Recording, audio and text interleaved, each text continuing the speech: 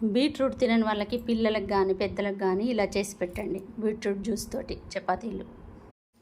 ఒక్క బీట్రూట్ తీసుకురానండి.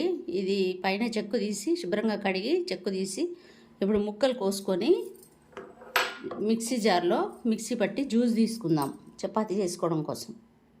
ఇప్పుడు ఈ ముక్కలు కట్ చేసిన ముక్కలు ఇందులో వేసేసుకొని మిక్సీ పట్టుకొని వస్తా.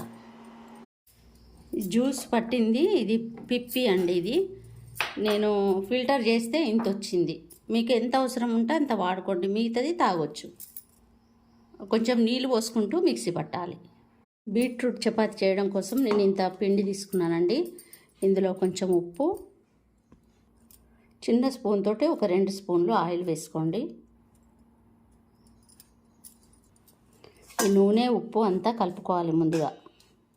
ఇప్పుడు ఈ గోధుమ పిండిలో కొంచెము బీట్రూట్ జ్యూస్ పోసుకుంటూ కలుపుకోవాలి. చపాతీ పిండిలాగా దగ్గరికి ముద్దలాగా అయ్యే వరకు కొంచెం పోసుకుంటూ కలుపుకోవాలి. ఇలా తడుపుకొని మూత పెట్టి ఒక 15 నిమిషాలు పక్కన పెట్టుకొని తర్వాత చేసుకోవాలి. ఇలా ఈ బీట్రూట్ చపాతీలను ఇట్లా చేసుకోవాలి. ఆరైన ఈ పిండికి ఇప్పుడు చపాతీలు చేసుకుందాం.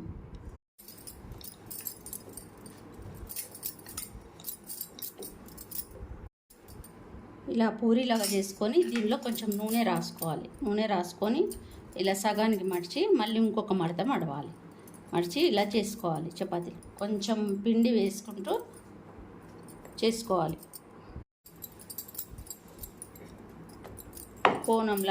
త్రికోణంలాగా చేసుకోవాలి చపాతీలన్నీ. అన్నీ ఈ విధంగా ఇలా చేసుకోవాలి. చపాతీలన్నీ ఈ విధంగా చేసుకోవాలి. కొంచెం ఆయిల్ వేసి వేయనట్టుగా వేసుకొని కాల్చుకోండి. ఇలా పొంగుతాయి చక్కగా. కొంచెం ఆయిల్ వేసి కాల్చుకోండి. ఆయిల్ లేకుండా కూడా కాల్చుకోవచ్చు. బీట్రూట్ చపాతీ రెడీ అయిపోయినాయండి. మీరు కూడా చేసుకోండి. బీట్రూట్ చపాతీ రెడీ అయిపోయినాయి. ఇంత మెత్తగా ఉంటాయి.